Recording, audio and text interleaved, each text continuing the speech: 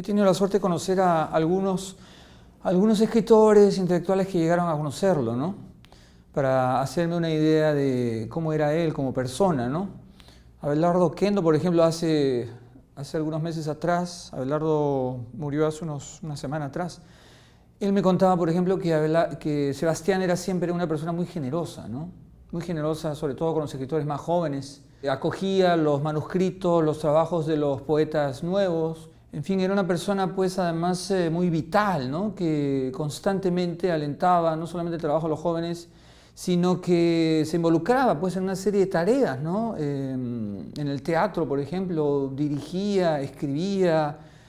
Como poeta, aunque prefería ocultar esa faceta de poeta, no la hacía tan evidente, como sí hacía evidente su faceta como dramaturgo. Cuando salió el ensayo, Lima la Horrible, eso también dio lugar a una serie de debates y de encuentros y desencuentros con la intelectualidad limeña, sobre todo, ¿no?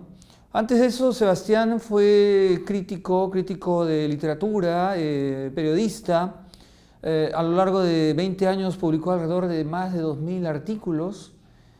Trabajó en la prensa desde el año 52 hasta el 59, de ahí pasó al comercio, llegó también a publicar en Oiga, cuando recién se formó esa revista. Era un animador cultural, estaba involucrado no solamente en la literatura, sino en el arte, era crítico de arte. Cuando era muy joven trabajó en la Biblioteca Nacional, enseñó teatro también. Y sus vínculos con escritores extranjeros eran también muy intensos. En su archivo hay una carta de Julio Cortázar, hay cartas de Jorge Eduardo Eyelson, hay una en particular muy intensa que le escribe Eyelson en febrero del año 65, hay cartas de José Emilio Pacheco, de Mario Vargas Llosa, de Luis Loaiza, y hay cartas de Miguel Ángel Asturias, y de Ángel Rama, y de Pablo Neruda. En fin, tú revisas la correspondencia de Sebastián y te das cuenta que él está realmente conectado con el mundo que lo rodeaba, ¿no? Con el más cercano y el más lejano, ¿no? Creo que fue en el año 53 o 54 que se publicó el primer volumen de cuentos de Sebastián. Él en realidad nunca se consideró un narrador, digamos, en todo el sentido de la palabra, ¿no? Sobre todo era dramaturgo, y es cierto, sí, que sus cuentos en muchos casos tienen componentes teatrales, ¿no? Diálogos en los que se muestra, digamos, al personaje, sus actitudes, su manera de ver el mundo, sin que necesariamente se verbalice o se describa al personaje desde afuera, ¿no? Sí, son cuentos que abordan problemáticas que para su época eran totalmente nuevas, ¿no? La situación, por ejemplo, de la mujer en la sociedad peruana, que es un tema que él retoma en su obra, en varias obras teatrales, en particular en Flora Tristán y en Rodil, ¿no? Que son dos dramas históricos que él escribió. Aparte de eso, tiene un capítulo dedicado exclusivamente a la mujer en Lima la Horrible. Y bueno, como uno podrá constatar al leer cuentos como Recuperada o Soy Sentimental, en esos cuentos sí, la mujer es el personaje central. Sí, él estaba intentando visibilizar las limitaciones, los estereotipos que la sociedad pretende imponer en las mujeres, sobre todo las mujeres de la clase media, ¿no? Porque siempre es el universo de la clase media el que representa a Sebastián, sea en su obra narrativa o sea en su obra teatral. Para su época eso era totalmente nuevo, no existen narradores de su generación. Por ejemplo, si consideramos a Julio Ramón Rivero o Carlos Eduardo Zabaleta o al mismo Enrique Congrains, no existen, digamos, estas temáticas están totalmente ausentes en la narrativa de estos narradores, ¿no? De estos escritores de los años 50. Entonces, si bien él quizás no es un narrador importante desde el punto de vista técnico, es, sin embargo, un narrador que pone en el tapete problemáticas que en su entonces eran, pues, totalmente novedosas, ¿no? Yo creo que ahí está lo rescatable de la obra narrativa de Sebastián. En todo caso, lo que habría que hacer es tratar de integrar todos estos universos, o sea, estos géneros literarios que él cultivó, porque fue un escritor que escribió periodismo, poesía, narrativa, teatro, ensayo, y hay temas recurrentes en toda esta obra, ¿no? Es una especie como de universo orgánico en el que se comunican, hay vasos comunicantes entre sus obras, ¿no? Sean teatrales o narrativas, ¿no? Y yo adopté el título del poema de Sebastián porque pienso que es el poema más representativo. Es un poema en el que él expresa, pues, su amor, pero también su posición crítica frente a lo que es el país, ¿no? En toda la obra de Sebastián está siempre muy presente el realismo, es decir, él es un escritor que está convencido de que la literatura puede ayudar a comprender mejor una sociedad, ¿no?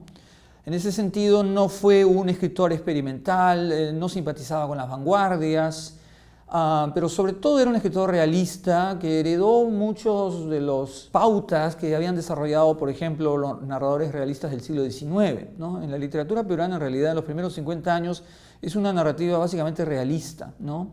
Hay escritores de literatura fantástica, pero creo que el impulso del realismo se debía principalmente al hecho de que se pretendía que la literatura fuera un vehículo para conocer mejor la sociedad peruana, ¿no? Entonces, esa es la posición de Sebastián. Y en su poesía sí también da cabida pues, a la imaginación poética, ¿no? Lo interesante es que el lenguaje poético de Salazar Bondy no es el lenguaje que se emplea pues, en una narración o en una obra teatral, ¿no? O sea, él era un lector constante, ferviente de poesía. Fue amigo personal de Pablo Neruda. Hay muchos artículos suyos sobre el oficio del poeta, ¿no? Sobre lo que significa ser poeta en una sociedad como la nuestra.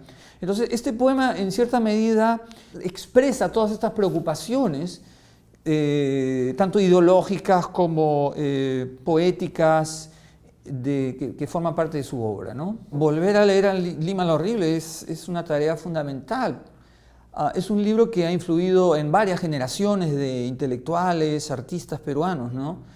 Es una visión en realidad descarnada de la sociedad peruana que en su momento acá en el Perú en realidad quizá no tuvo una reacción tan positiva, ¿no? Como sí la tuvo en el exterior, ¿no? En el archivo de la obra de Sebastián hay artículos escritos, por ejemplo, por Ángel Rama, por Mario Benedetti, que son sumamente positivos, ¿no? Por José Emilio Pacheco, por ejemplo, hay una carta en la que Pacheco habla muy bien del ensayo, incluso lo vincula con La ciudad de los perros, ¿no? Hay una relación muy estrecha, por ejemplo, entre Sebastián y Mario Vargas Llosa, Luis Loaiza, Abelardo Oquendo. El libro es un libro coral, para mí es un libro coral. ¿Qué significa eso? Es un libro en el que dialogan muchas voces, las voces de los viajeros que pasaron por Lima desde la época de la colonia, las voces de historiadores como Basadre, Jorge Basadre, o Porras Barrenechea, o José de la Ribagüero, las tradiciones de Ricardo Palma, la poesía de José María Eguren, los ensayos de Manuel González Prada, y todo eso por citar solamente de los escritores peruanos que de alguna manera aparecen mencionados o citados en este libro, ¿no? Es un libro sumamente ambicioso y es un libro que probablemente habría tenido una continuidad, o sea, una continuación. En la correspondencia, que es algo que también analicé, él al recibir, o mejor dicho, al comentar el libro de Luis Loaiza, sugiere justamente eso, ¿no? La posibilidad de que el libro se siga ampliando, ¿no? El libro fue publicado en enero del año 64, Sebastián muere un año y medio justo después de este libro, ¿no? Él revisó incluso la segunda edición que se hizo acá en el Perú, que la hizo Populibros. Él la revisó porque yo he comparado, he cotejado las dos ediciones, la mexicana y la peruana, y he notado algunos cambios, ¿no? En la edición que hice en el año 14 he incorporado esos cambios, ¿no? Pero es un libro muy, muy ambicioso, es un libro interdisciplinario, es un libro totalmente innovador para su época, ¿no?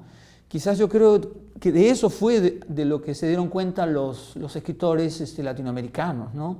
Se dieron cuenta de que Sebastián estaba abriendo, pues, no sé, un capítulo nuevo quizás en la ensayística latinoamericana, ¿no? Y también recogiendo en parte la herencia de otros ensayistas peruanos como José Carlos Mariátegui o Manuel González Prada. Desde el título, el libro es provocador. El libro de frente nos coloca, bueno, frente a una situación crítica, ¿no? Hay una conciencia crítica que está presente desde el título hasta el final, hasta la última página.